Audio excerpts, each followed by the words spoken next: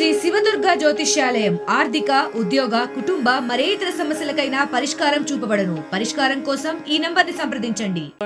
తిరుపతి నియోజకవర్గం ప్రత్యేక గుర్తింపు పొందినటువంటి నియోజకవర్గం.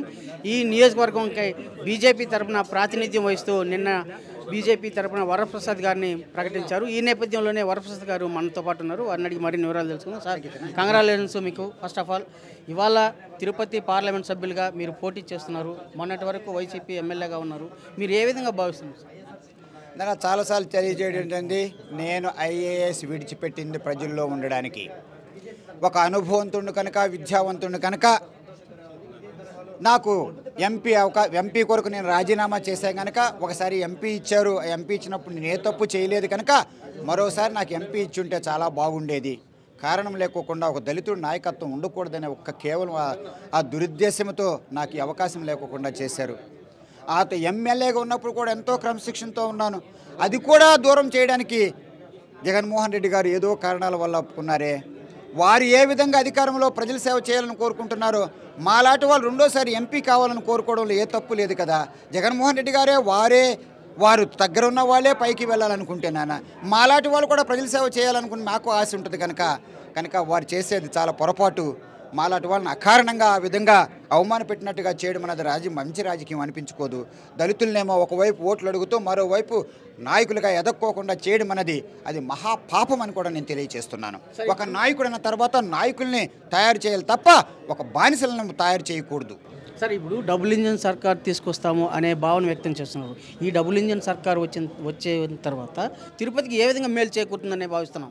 ఇక్కడ స్మార్ట్ సిటీలో కొన్ని పనులు ఉన్నాయి, అవన్నీ కూడా మేము పూర్తి చేస్తాం. తర్వాత అంతర్జాతీయ స్థాయికి రైల్వే స్టేషను 100 కోట్లతో నమూనా కూడా అప్పుడు నేను ఎంపీగా ఉన్నప్పుడు పూర్తి చేశాను. చాలాసార్లు మీటింగ్లు పెట్టించాను. 3 సార్లు రైల్వే మంత్రివర్యులను కూడా నేను తీసుకొచ్చిన సత్తావంతులు ఉన్నవాడిని, అలాగే జనరల్ మేనేజర్ని. అది తప్పనిసరిగా పూర్తి చేస్తే పెద్ద లాభం ఏం జరుగుతుందంటే, ఈ రైల్వే స్టేషన్ రోజు కూడా మన డివోటీస్తో ఎక్కువగా పిలిగ్రిమ్స్తో పెరిగిపోతుంది కనుక అక్కడ 1000 వాహనాలకి పార్కింగ్ ప్లేస్ కానివ్వండి, మంచి రెస్టారెంట్స్ హోటల్స్ కానివ్వండి, అలాగే సైబర్ నెట్ cafes కానివ్వండి, పిల్లల ప్లే గ్రౌండ్ కానివ్వండి, తర్వాత ఉత్తరం దక్షిణ వైపు అటువైపు ఇటువైపు ఇప్పుడు కేవలం ఒక్క ఫ్లైఓవర్ ఉండడం వల్ల ఎంతమంది బాధపడిపోతున్నారో తెలుసా? అది కనుక వస్తే ఇంకా ఈ సమస్య ఉండదు. ప్రజలు అటువైపు నుంచి ఇటువైపుకి వెళ్ళవచ్చు. అది వెళ్ళడం వలన అటువైపు అభివృద్ధి ఇటువైపు జరుగుతుంది. తర్వాత తిరుపతి నుంచి రేణిగుంట మధ్యలో కూడా సబ్వేలు చాలా అవసరం. ఇప్పుడు కనుక మనం చూస్తే రేణిగుంట నుంచి తిరుపతికి కేవలం ఒకవైపే కాటన్ మిల్స్ ఉన్న ఒకవైపే అభివృద్ధి చెందుతుంది తప్ప రెండో వైపు అభివృద్ధి చెందట్లేదు. కానీ సబ్వేలు కనుక వేస్తే రెండు వైపులా అభివృద్ధి చెందుద్ది. అనుభవంతుని కనుక తొడాలాంటిది కానీ టీటీడీ లాంటి వాళ్ళని కూడా సమన్వయం చేసి అవన్నీ కూడా అభివృద్ధి చేస్తాను. అనుభవం ఉన్నవాడిని, ఒక ఐఏఎస్ అనుభవం ఉన్నవాడిని, చేయాలన్న భావన ఉన్నవాడిని, ఆరోగ్యవంతుడిని. వారు నన్ను ఉపయోగించుకోకుండా పొరపాటు చేశారు జగన్మోహన్ రెడ్డి గారు. అది ఒక విధంగా పాపం చేసినట్టు అయిపోతుంది. ఎందుకంటే నేను ఒక్కనే కాదు, షర్మిల గారు కూడా న్యాయం అయిపోయారు. ఎందుకంటే ఆవిడ 3000 కిలోమీటర్లు చేస్తే ఆవిడ అడిగింది నాకు తెలిసినంతవరకు ఆ తల్లి ఏ రోజు నాకు చెప్పపోయినా కూడా ఇక రాజ్యసభ ఎంపీ ఇచ్చుంటే వెళ్ళిపోయి ఉండేవాళ్ళే. అది ఇయడానికి కూడా నీ సోదరికి ఇయడానికి మీరు జైల్లో ఉన్నప్పుడు ఆ పసిబిడ్డ పోయి నేను జగనన్న విడిచిన బాణాన్ని అని చెప్పుకున్న వ్యక్తికి ఒక ఆఖరికి సొంత సోదరికి కూడా ఒక రాజ్యసభ కూడా ఇవ్వలేదే. నాలాంటి విశ్వాసం ఉన్న వాళ్ళకి ఎమ్మెల్యే కూడా ఇవ్వడానికి నీకు మనసు లేకపోతే నాన్న ఏ రాజకీయం చేసుకుంటావు? ఆ 2-3 పెట్టుకుని అవినీతితో కూడిన రాజకీయం చేసుకుంటూ ప్రభుత్వ నిధులతోనేమో ఓట్లు కొనుక్కుంటూ మరలా ఈ వచ్చిన రాజకీయం నుంచి మళ్ళీ ఈ అవినీతితో వచ్చిన డబ్బులు చేసుకుంటూ చివరికి అనుకోని విధంగా జగన్మోహన్ రెడ్డి గారు తెలుసో తెలియకో ఆంధ్ర రాష్ట్ర ప్రజాస్వామ్యాన్ని ఖూనీ చేస్తున్నారు. ఆ తర్వాత ఒక సామాన్యుడు ఏ విధం కూడా రాజకీయాల్లో పార్టిసిపేట్ చేయడానికి అవకాశాలు లేకుండా ఒక్కొక్క ఎమ్మెల్యే అంత పెట్టుకోవాలా, ఎంపీ అంత పెట్టుకోవాలా, అదేమంటే ఆయన అంత పెట్టేస్తే మిగిలిన వాళ్ళు ఏం చేయాలో అర్థం కావట్లేదు. అలాంటప్పుడు ఎవరైనా సేవాభావం గలవారు ఉన్నారుంటే ఎక్కడికి వెళ్తారు? సార్, నిన్నటి వరకు టీడీపీలో అంటే మాకే సీట్లు వస్తుందని ఆశించారు, బీజేపీలో ఆశించారు. ఇవాళ మీరు వైసీపీ నుంచి బీజేపీకి రావడంతో అసంతృప్తివాద విధానం ఎక్కువైంది. దాన్ని ఎలా భావిస్తారు? ఏ రోజు కూడా నేను అక్కడికి వెళ్ళాలి ఇక్కడికి వెళ్ళాలని కోరుకోలా. పెద్దవాడిని, అబద్ధం అన్న తెలియని వ్యక్తిని. ఆ రోజు కూడా ప్రజారాజ్యం పార్టీ విడిచిపెట్టాలని చెప్పి పదవి వస్తుంది లేదన్నది మాలాట ఐఏఎస్ వాళ్ళకి మాకు తెలియదు కూడా. ఎందుకంటే ఏ రోజు రాజకీయ పదవి చూడలేం మేము. అలా అవినీతికి పాల్పడే అవకాశాలు కూడా మాకు తెలియదు. అలాంటప్పుడు వారు మూసేశారు. చిరంజీవి గారు పార్టీ మూసేసేయడం జరిగింది. అప్పుడు వీరి దగ్గర కష్టకాలంలో ఉన్నప్పుడు, జైల్లో ఉన్నప్పుడు వెళ్ళి కలిశాను. వారేం అధికారంలో ఉంటే ఆయన ఏదో నాకు భిక్ష పెడితే నేను తీసుకోలేదు. వారికి ఒక అభ్యర్థి కావాలా, ఒక అభ్యర్థికి ఒక పార్టీ కావాలా, ఆ విధంగా చూసుకోవాలా. ఓ భార్య భర్త కావాలా, భర్తకు భార్య కావాలి తప్ప నేను పెద్ద నువ్వు పెద్ద అనుకున్నంత మూర్ఖత్వం మరొకటి ఉండదు. అదే ఇది కూడా రాజకీయాలు కూడా. సో ఆ విధంగా ఉన్నా ఆ తర్వాత కూడా నాకు అవకాశం ఇవ్వకపోతే ప్రజల్లో ఉండాలని చెప్పి నేను కోరుకున్నప్పుడు నాకు ఇది కోరడంలో తప్పు లేదు కదా. అప్పుడు కూడా ఆ పార్టీ దగ్గరికి వెళ్ళలేదు, ఈ పార్టీ దగ్గరికి వెళ్ళలేదు. పవన్ గారు కూడా పెద్ద మనసు పెట్టుకుని వరప్రసాద్ గారు, ఎందుకంటే ఆయనతో కూడా ప్రయాణం చేశాను 2009లో అన్నదమ్ములు పార్టీ పెట్టినప్పుడు. మీ పేరేమి ఎక్కడ కనిపించట్లేదు ఏంటి అని ఆయన పెద్ద మనసు పెట్టుకుని ఇప్పుడు మన అందరి ముందు కూడా నేను తెలియజేస్తున్నాను. పెట్టినప్పుడు ఆయనకి అంత పెద్ద మనసు ఉన్నప్పుడు నా మనిషి జగన్ గారు వారి కొరకు సేవ చేసి 12 సంవత్సరాలు నేను చేసుకున్నానే, 14లో ఏమీ లేకపోతే వనరులు నేను ఇచ్చుకున్నానే, ఆ సహాయం కూడా మర్చిపోయి ఆ విధంగా నేను చేసుకుంటే రోడ్ల మీద ప్రజలు సేవ చేయడానికి అవకాశం ఇవ్వకపోతే మాకు బాధ అనిపిస్తుంది. కనుక ఈసారి నేను ఖచ్చితంగా రాజకీయాల్లో ఉండాలని చెప్పి నిర్ణయించుకున్నా. అలయన్స్ పార్టీ నేను కోరా, ఏ పార్టీ దగ్గరికి వెళ్ళలేదు, అది తెలియజేస్తున్నాను. తెలుగుదేశం దగ్గరికి ఆ విధంగా అలయన్స్ వస్తే నాకు సహాయం చేయమని చెప్పి మధ్యవర్తులకు చెప్పిన మాట వాస్తవమే తప్ప అక్కడ చేరాలి ఇక్కడ చేరాలి అనుకోలేదు.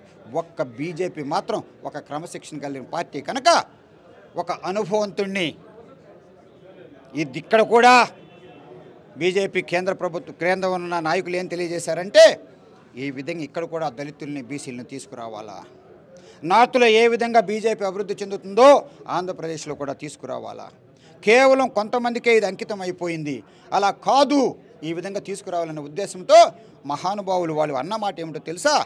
నన్ను చూసిన తర్వాత నా బయోడేటా చేసిన తర్వాత మహనీయులైన ఒక ప్రచారక్ సంతోష్ గారు అంటారు, ప్రచారక్ అంటే అంత క్రమశిక్షణగా ఉంటారు నాకు ఇంతవరకు తెలియదు. ఆర్ఎస్ఎస్ ప్రచారక్స్ అంత క్రమశిక్షణ అంత సింపుల్గా ఉంటారన్నది నాకు తెలియదు. షాలు వేయనివ్వలా, బొక్కే పెట్టనివ్వలా, ఏమీ చేయలా.